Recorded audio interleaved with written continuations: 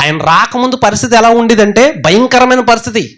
దేవుడు ఒక మాట రాయించాడు, ఆయన రాకతో అంతా సదురుకుంటుందంట. ఏంటంట? యెషయా గ్రంథము 9వ అధ్యాయం 3వ వచనం చూద్దాం. 3వ వచనం నుంచి, నీవు జనమును విస్తరింపజేసి ఉన్నావు, వారి సంతోషమును వృద్ధిపరిచి ఉన్నావు. కోతకాలమున మనుషులు సంతోషించినట్లు, దోపుడు సొమ్ము పంచుకుని వారు సంతోషించినట్లు వారు నీ సన్నిధిని సంతోషించుచున్నారు. మిథ్యాను దినమున జరిగినట్లు వాని బరువు కాడిని నువ్వు విరిచి ఉన్నావు, వాని మెడను కట్టు కర్రను, వాని తోలు వాని కొరడాలను విరిచి ఉన్నావు. యుద్ధపు సందడి చేయు యోధులందరి జోళ్ళును రక్తములో పొరులింపబడిన వస్త్రములను అగ్నిలో వేయబడి దహింపబడును అన్నాడు. అంటే అర్థం ఏంటంటే, యేసుక్రీస్తు వారు రాకముందు భయంకరమైన యుద్ధాలు జరిగేవి, భయంకరమైన రాచరిక ప్రభుత్వాలు. అప్పుడు రాచరిక వ్యవస్థ, ప్రజాస్వామ్య వ్యవస్థ ఎప్పటి నుంచి ఏర్పడింది? మొన్న నుంచి. అంతకుముందు రాచరిక వ్యవస్థ.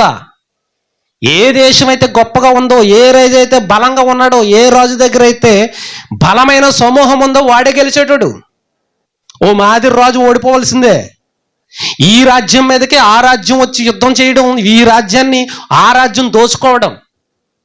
అందులో పిల్లలని చూడరు, చిన్నవాళ్ళని చూడరు, వృద్ధులని చూడరు, గర్భవతులను చూడరు, దారుణాతి దారుణంగా చంపేయడం, నరికేయడం, ఆ దేశాన్ని సర్వనాశనం చేయడం. దేవుడు అంటున్నాడు, ఒకానొక టైం అన్నీ బంద్ అయిపోతాయి, ఒకానొక టైంకి మొత్తం అన్నీ క్లోజ్ అయిపోతాయి, యుద్ధాలు జరగవు, యుద్ధపు సందడి ఉండదు, వాళ్ళ కత్తులు బాణాలని అగ్నిలు వేయబడతాయి. ఎలాగాగిపోద్ది అని అంటే, అప్పుడు అంటున్నాడు కింద, ఎలాగంటే మనకు శిశువు పుడతాడు. ఎవరంట? మనకు శిశువు పుట్టెను, మనకు కుమారుడు అనుగ్రహింపబడెను, ఆయన భుజాల మీద రాజ్యభారం ఉంటది. అంటే సమస్త రాజ్యాన్ని ఆయన ఎత్తుకుంటాడు. ఒక రాజ్యంలో ఒకని పరిపాలనలో భయంకరంగా ఉందండి అని అంటే, ఇంకొకటి అంటాడు, ఈసారి నాకివ్వండి ఛాన్స్, సూపర్గా పరిపాలిస్తాను, అసలు ఏ గొడవ ఏ ఇబ్బంది లేకుండా భలే పరిపాలిస్తానంటాడు. అలాగనే వాడొచ్చి కొన్ని దాడులు చేయించాడు, వీడొచ్చి కొన్ని దాడులు చేయించాడు, ఇంకొకడు వస్తాడు, అందరూ ఇలాగే ఉంటుంది. అప్పుడు కూడా అలాగే ఉంది.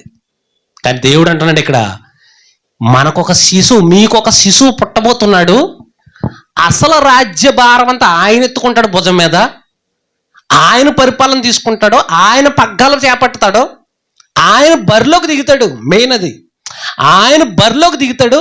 అప్పుడు చూడండి ఎలా ఉంటుంది తెలుసా, ఇక యుద్ధాలు ఉండవు. ఒకనొక టైంలో పాత నిబంధనల కాలంలో ప్రతి దేశానికి ప్రతి పట్టణానికి చుట్టూ బలమైన గోడలుండి, మరి ఇప్పుడు ఏ దేశానికి చుట్టూ గోడలు ఉన్నాయి? భారతదేశానికి చుట్టూ గోడలు ఉన్నాయా? మన ఆంధ్రప్రదేశ్కి ఏమైనా చుట్టూ గోడలు ఉన్నాయా? ఒకప్పుడు ఉండి, ఇప్పుడు ఒకే గోడ ఉంది. ఇక్కడ చైనా గోడ, చైనా వాల్ అంటారు, పెద్దది. కానీ ఒక టైంలో చుట్టూ గోడలు గట్టిగా బలంగా కట్టుకుంటేనే వాళ్ళకి రక్షణ, లేకపోతే నాశనమే. శత్రువులు వచ్చి గట్టు కట్టి ముట్టడ వేసి సర్వనాశనం చేసి, అందులో ఉన్న సంపదను మనుషులను అందరినీ సర్వనాశనం చేసి వాళ్ళ దేశానికి తీసుకెళ్ళిపోతారు. తెలుసా? వాళ్ళ దేశానికి సెరగొనిపోతారు. స్త్రీలు, పిల్లలు, ముసలు, ముతుకులు ఏం చూడరు. ఇంకా ఒంటి మీద నూలు పోగు లేకుండా గొలుసులతో బంధించి ఈ దేశం నుంచి ఆ దేశానికి ఎత్తుకుపోయే రోజులవి. మరి ఇప్పుడు ఎవరు ఎత్తుకెళ్తున్నారు? ఇప్పుడు ఎలా ఉంది? మనుషులను దొంగచాటుగా మనుషులను దొంగులించి మరొక చోటకు తీసుకెళ్ళి అమ్ముకునే రోజులవి. ఇప్పుడేది లేదే అటువంటిది. ఎందుకు లేదో తెలుసా? 2000 సంవత్సరాల క్రిందట రావాల్సిన వాడు వచ్చేసాడు. పరిపాలన, ఆయన పరిపాలన ఇప్పుడు జరుగుతుంది.